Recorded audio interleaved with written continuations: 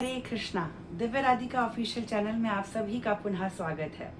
श्रीमद् भगवत गीता के 15वें अध्याय पुरुषोत्तम योग को हम सभी एक साथ पढ़ रहे हैं। आज हम श्लोक संख्या 2 का अध्ययन करेंगे।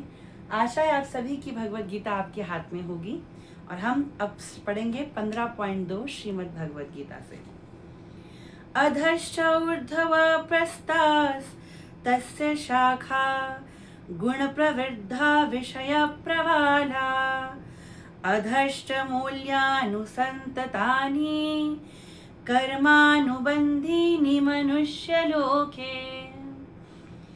अध नीचे, च तथा, ऊर्ध्वम ऊपर की ओर, प्रसिता फैली हुई, तस्य उसकी, शाखा शाखाएं, गुण प्रकृति के गुणों द्वारा, प्रवृद्धा विकसित, विषय इंद्रिय विषय, प्रवाला टहनिया, अधः नीचे की ओर, च तथा, मूलानी जड़ों को, अनुसंततानी विस्तृत, कर्म करने के लिए, अनुबंधिनी बंधा, मनुष्य लोके मानव समाज के जगत में।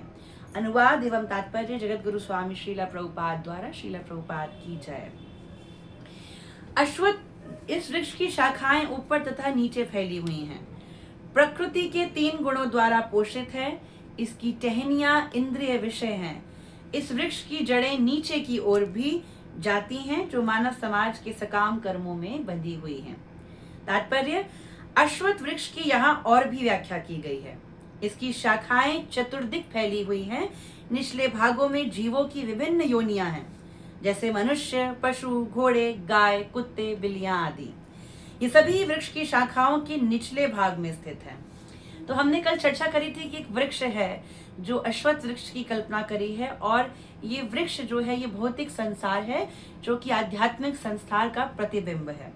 आज इस विषय पे हम और अधिक जानकारी प्राप्त कर रहे हैं, जिसमें बताया कि इस वृक्ष की शाखाएं ऊपर तथा नीचे हर ओर फैली जा रही हैं, तथा इस प्रकृति के 3 गुण जो सत्वगुण, रजोगुण, तमोगुण हैं, ये इस वृक्ष को निरंतर पोषित कर रहे हैं। इसकी टहनियां जो हैं वही हैं हमारे इंद्रिय विषय। इस वृक्ष की जड़ें नीचे की ओर हैं और मानव समाज के सकाम कर्मों में बंधी हुई हैं। आगे प्रभुपाद बताते हैं कि जो ये वृक्ष है, इसकी जो नीचे के भाग हैं, नीचे की जो भाग है उसमें है पशु योनि, मनुष्य, घोड़े, गाय, कुत्ते, बिल्ली, ये सभी इस वृक्ष के निचले स्तर पर आधारित है। लेकिन जो ऊपरी भाग है इस वृक्ष का, उसमें जीव की उच्च योनियां हैं, जैसे देव, गंधर्व, अन्य बहुत सी उच्चतर योनियां। तो इस वृक्ष के को कैटेगराइज करा है इसमें कि जो नीचे के लोग हैं, जो नीचे इस वृक्ष का भाग है, उसमें तो मनुष्य, पशु, पक्षी, जलचर, थलचर आदि आ रहे हैं।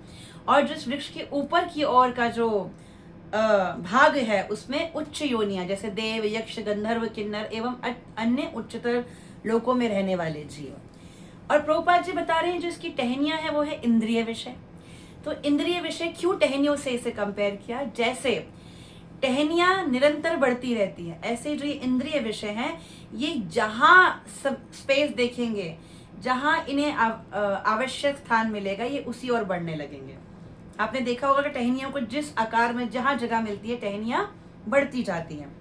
और इस वृक्ष का पोषण कौन कर रहे हैं? प्रकृति के 3 गुण। साधारण वृक्ष को अगर हमें पोषित करना हो तो हम उसमें जल डालते हैं, जल से वह पोषित होता है। परंतु जो ये सामान्य वृक्ष नहीं है, ये जो भौतिक संसार रूपी अश्वत्थ वृक्ष है, ये पोषित होता है 3 गुणों से, यानी सतोगुण, रजोगुण और तमोगुण से। ये तीनों गुण निरंतर इस वृक्ष के अंदर पोषण प्रदान करते हैं।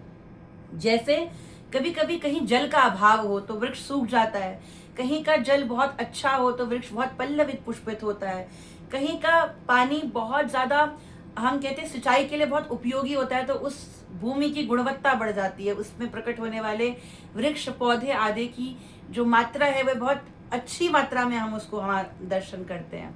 तो जैसे ये पानी का बदलना, पानी का गुण बताता है कि कैसा वेजिटेशन होगा, कैसी प्लांटेशन होगी, ठीक इसी प्रकार सतोगुण जब इस वृक्ष को पोषित करता है तो व्यक्ति को आध्यात्मिकता अच्छी लगती है, उसे ज्ञान की बातें अच्छी लगती है, उसे सतोगुण में रहना अच्छा लगता है। जब इस वृक्ष की संरचना, सींचना, इसकी सिंचाई रजोगुण से होती है तो व्यक्ति के अंदर कार्य करने का बहुत होता है, उसको मन करता है मैं ये भी प्राप्त कर लूँ, उसकी इच्छाएं बढ़ने लगती हैं। और यही जब तमोगुण इसको वृक्ष को पोषित करता है तो उस समय पर व्यक्ति के अंदर आलस्य, निद्रा, भय, है ना, और हमेशा जीवन को तमोगुण में रखना, इस प्रकार की प्रवृत्ति जन्म लेती है। तो जैसा वृक्ष में जल पोषण तत्व जा रहा है, वैसे ही वृक्ष के अंदर हम देखेंगे कि उसकी गुणवत्ता वैसे ही होती जाती है। इस प्रकार जहां प्रकृति के किन्हीं विशेष गुणों का आनुपातिक आधिक्य होता है, वहां उसी के अनुरूप जीवों की योनियां प्रकट होती है। जैसा वृक्ष की पोषण देने वाला तत्व होगा, वैसे ही उस वृक्ष से संबंधित योनियां उत्पन्न होने लगेंगी। वृक्ष की टहनियां क्या है? अब हमने वृक्ष की जड़ को समझ लिया, वृक्ष के भागों को समझ लिया, वृक्ष को पोषण तत्व कौन है ये हमने समझ लिया है ना, सतोगुण, रजोगुण, तमोगुण। अब जो ये वृक्ष की टहनियां हैं, ब्रांचेस हैं, ये क्या है? तो ये है इंद्रिय विषय, सेंस ग्रेटिफिकेशन की हमारी जो इंद्रियां हैं ना। क्यों टहनियों से इसको तोला? क्योंकि टहनियां कहीं भी बढ़ती है, मैंने आपसे चर्चा करी। तो जो ये इंद्रिय विषय है, ये निरंतर निरंतर बढ़ता ही रहता है। जितना इन इंद्रियों को तुष्ट करना चाहा हमने, हमारी आज तक इंद्रियां तुष्ट नहीं हुई, उल्टा उलझती गई, बढ़ती गई, हमें और भवबंधन में डालती रह गई। हमने कितना काम, क्रोध, लोभ, सबको तो हमने उसकी विषय वस्तु दे दी, पर क्या ये कभी शांत हो रही है? जैसे अग्नि में हम जितना घी डालेंगे उतना अग्नि शांत नहीं होगी, प्रज्वलित होती रहेगी, भड़कती रहेगी। ठीक इसी प्रकार जितना इन इंद्रियों को इनका सुख पहुंचाते रहेंगे, इंद्रिय ने कहा अब इस सुख की कामना है, इस सुख की आप देते रहेंगे, तो ये कभी शांत नहीं होगी, ये इंद्रिय विषय बढ़ते ही जाएंगे। दूसरा, विभिन्न गुणों के विकास से हम विभिन्न प्रकार की इंद्रियों का विकास करते हैं। इन इंद्रियों के द्वारा हम विभिन्न इंद्रिय विषयों का भोग करते हैं और यही इंद्रियां हमें भोग की ओर ले जाती हैं। जैसा इंद्रिय विषय को हम पोषण देंगे, वैसा ही भोग हमारी इंद्रियां करने लगेंगी। शाखाओं के सिरे क्या हैं? अब ये टहनियां तो हमें समझ में आ गया, इंद्रिय विषय हैं। इन टहनियों का सिरा, स्टार्टिंग पॉइंट क्या होता है? कान, नाक, आंख आदि जो हमारी इंद्रियां हैं, है ना, सबसे पहले हम वहां से भोग की प्रवृत्ति अपने अंदर जागृत करते हैं और फिर हम इन्हीं इंद्रियों को तुष्ट करने के लिए इन्हें भोग देते हैं। कानों को कानों का, आंखों को आंखों का, है ना, सब प्रकार की इंद्रियों को तुष्ट करने का प्रयास करते करते जीव बार बार जन्म मृत्यु के चक्र में आता है। और ऐसा नहीं मनुष्य योनि में इंद्रिय सुख की भोग कामना है, हर योनि में वो इंद्रिय सुख कर रहा है, परंतु उसको कभी सांत्वना, उसको कभी संतोष नहीं मिल रहा है, क्योंकि ये ईंधन है जो आपको जन्म मृत्यु नरक के पथ में ले जाता रहेगा। इसीलिए धीर व्यक्ति अपनी इंद्रियों को कंट्रोल करता है ना, वह अपनी इंद्रियों को क्या करता है? अपनी इंद्रियों पे संयम करता है।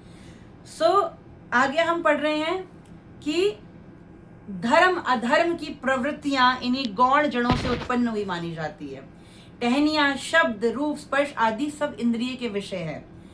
सहायक जड़ें राग तथा द्वेष है, जो विभिन्न प्रकार के कष्ट तथा इंद्रिय भोग के विभिन्न रूप हैं। धर्म अधर्म की प्रवृत्तियां इन्हीं गौण जड़ों से उत्पन्न हुई मानी जाती है, जो चारों दिशाओं में फैली है ना। वास्तविक जड़ तो ब्रह्मलोक में है, किंतु अन्य जड़ें मर्त्यलोक में है। इस वृक्ष की जो एक्चुअल जड़ आ रही है ना, वो क्या है? ब्रह्मलोक में है, हाँ। परंतु जो उसकी बाकी जड़ें हैं वो कहाँ है? मृत्युलोक में है। और धर्म अधर्म की प्रवृत्तियां ये छोटी छोटी गौड़ जड़ों से देखते हैं ना, कभी धर्म की प्रवृत्ति बढ़ रही है, कभी अधर्म की। एक ही व्यक्ति सुबह 1 घंटा पाप कर रहा है, फिर अगले 1 घंटे में पुण्य कर रहा है, फिर 1 घंटे में पाप कर रहा है, कुंजर स्नान की भांति जीवन चल रहा है। और अंततोगत्वा दोनों ही जड़ें हैं, है ना, दोनों ही व्यक्ति को फंसा रही हैं। और जो परंतु जो वास्तविक जड़ है, जो इसका रूट है इस वृक्ष का, वो कहाँ से आ रहा है? उच्चतर लोक, भगवान के लोक से आ रहा है।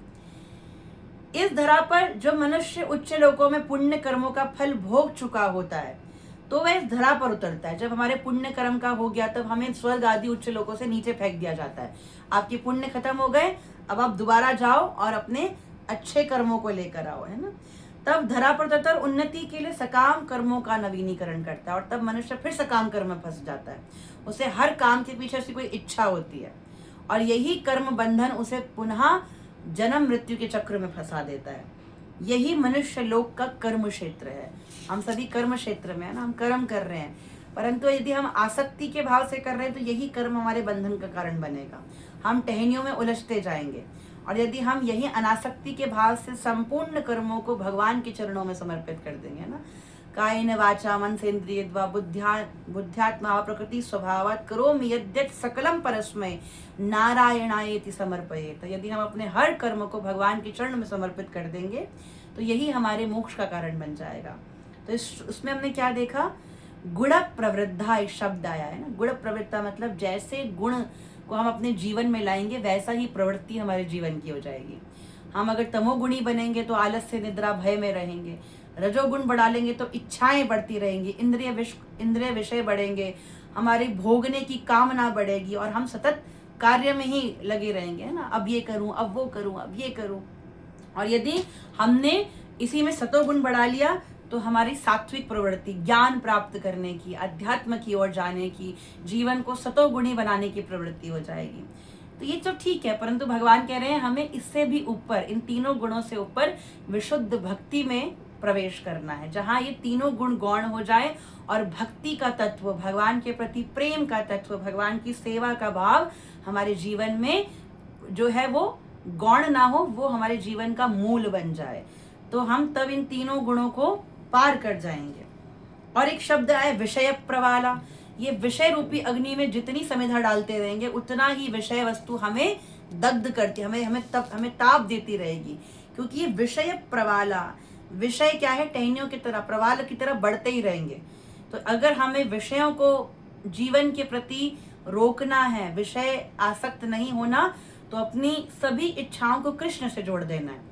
विषय वस्तु वही है, यदि वही कृष्ण की सेवा में लग जाएगी तो इंद्रियां अपने सुख भोगते हुए भी सेवा करेगी। यदि कान को अच्छा म्यूजिक सुनना है तो इसे भजन सुनाइए, आंखों को अच्छा वस्तु देखना है तो भगवान का दर्शन, भक्तों का धाम का दर्शन कराइए, जिह्वा को बढ़िया बढ़िया रसना को बढ़िया व्यंजन चाहिए तो भगवान को अर्पण करके सात्विक भोजन को इसको दीजिए। इस प्रकार आप प्रत्येक इंद्रिय को तुष्ट कर रहे हैं, परंतु यदि वह कृष्ण से जुड़ गई तो वही भक्ति का विषय बन जाएगा। और आगे हम पढ़ते हैं कर्मानुबंधिनी मनुष्य लोके। फिर ये कर्म हमें बांधेंगे नहीं, इस मनुष्य लोक में हम कर्म करते हुए भी निष्काम भाव से यदि कर्म करेंगे, भगवान को अर्पण कर देंगे, तो यही हमारी मुक्ति का कारण बनेगा, यही हमारी जन्म मृत्यु के बंधन से छुटाने वाला चक्र जो ये है उसको तोड़ देगा। तो दूसरे श्लोक में हमने पढ़ा इस वृक्ष के बारे में, इसकी टहनियों के विषय में, इसके भागों में, नीचे के भागों में कौन, ऊपर के भागों में कौन, इसकी टहनियाँ इंद्रिय सुख है और कैसे ये हमें कर्म बंधन में बांधती है और कैसे सतो रजो तम गुण इसको पोषण दे रहे हैं। तो इस वृक्ष के बारे में अधिक जानकारी हमें मिली। आशा है कि आप नित्य प्रति श्रीमद् भगवद गीता एवं अन्य ग्रंथों का इस पुरुषोत्तम मास में अध्ययन कर रहे होंगे। नित्य प्रति दीपदान, नित्य प्रति अधिक माला, अधिक सेवा, अधिक गौ ब्राह्मण वैष्णवों के प्रति आपका भाव जागृत हो रहा होगा। इस पुरुषोत्तम मास का लाभ लीजिए और नित्य प्रति हमारे साथ भगवद गीता का अध्ययन करें। कल पुनः आपसे नए श्लोक के साथ मिलेंगे, तब तक हरे कृष्णा।